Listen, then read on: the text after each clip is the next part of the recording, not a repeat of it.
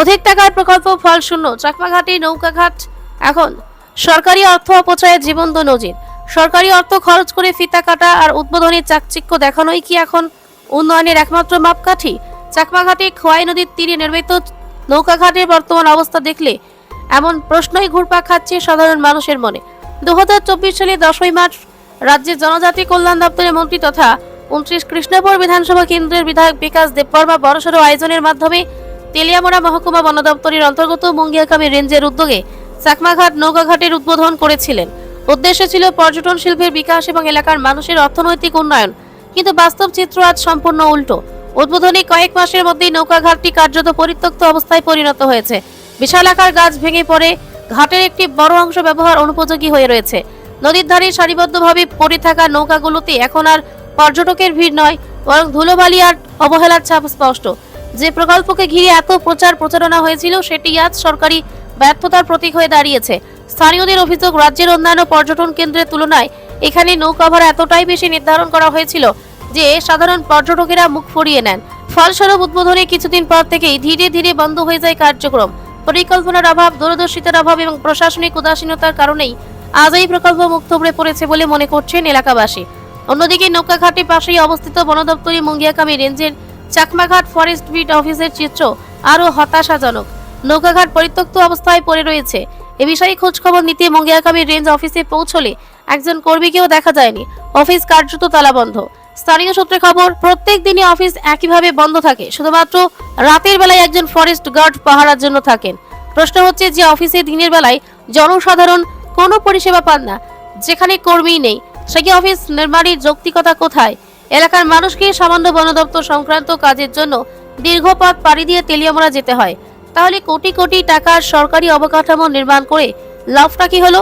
উল্লেখ্য, এই মুঙ্গিয়াকামী রেঞ্জের চাকমাঘাট ফরেস্ট বিট অফিসটিও 2024 সালে 8 অক্টোবর তৎকালীন বন দপ্তরের মন্ত্রী অনিমেষ দেববর্মার হাতে ধরে জাঁকজমকপূর্ণভাবে উদ্বোধন করা হয়েছিল। কিন্তু সর্বদা যদি অফিস তালাবন্ধ থাকে, কর্মী না থাকে এবং জনসেবার কোনো কার্যকর ভূমিকা না থাকে, তাহলে তা নিঃসন্দেহে সরকারি অর্থের চরম অপচয় ছাড়া আর কিছুই নয়। এখন জনমনে একটাই প্রশ্ন, উন্নয়নের নামে কি শুধুই উদ্বোধনী মঞ্চ, ব্যানার, ফেস্টুন আর ফটো সেশন? জনগণের করের টাকায় নির্মিত প্রকল্পগুলি যদি রক্ষণাবেক্ষণ, পরিকল্পনা ও কার্যকারিতা নিশ্চিত করা না হয়, তাহলে এইসব প্রকল্পকে শুধুই রাজনৈতিক প্রচারের হাতিয়ার। সরকার ও সংশ্লিষ্ট দপ্তরের কাছে এলাকার মানুষের দাবি, অবিলম্বে নৌকাঘাট ও ফরেস্ট বিট অফিসের প্রকৃত অবস্থা খতিয়ে দেখে প্রয়োজনীয় ব্যবস্থা গ্রহণ করা হোক। নয়তো এই প্রকল্প আগামী দিনে উন্নয়নের স্মৃতিস্তম্ভ নয়, বরং সরকারি অর্থ লুট ও অপচয়ের স্মারক হিসাবেই পরিচিত হবে। আর এটা ভাড়া বেশি, একটু জায়গা, এরপরে লুক বেশি। ফুল লুক না হইলে এটা এরা তা না।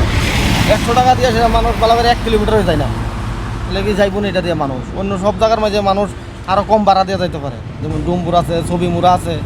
কিন্তু চাকমাঘাট আইলে ভাড়াটা বেশি। এরপরে 2 জন আইলে ফুল ভাড়া দিয়ে এসে যেমন লাগে 1 কিলোমিটার গিয়ে আবার ঘুরাই পড়ে যায়। এটা তো মানে সরকারি উদ্যোগেই করা হয়েছিল নাকি? তা হ্যাঁ, করছে সরকারি উদ্যোগে।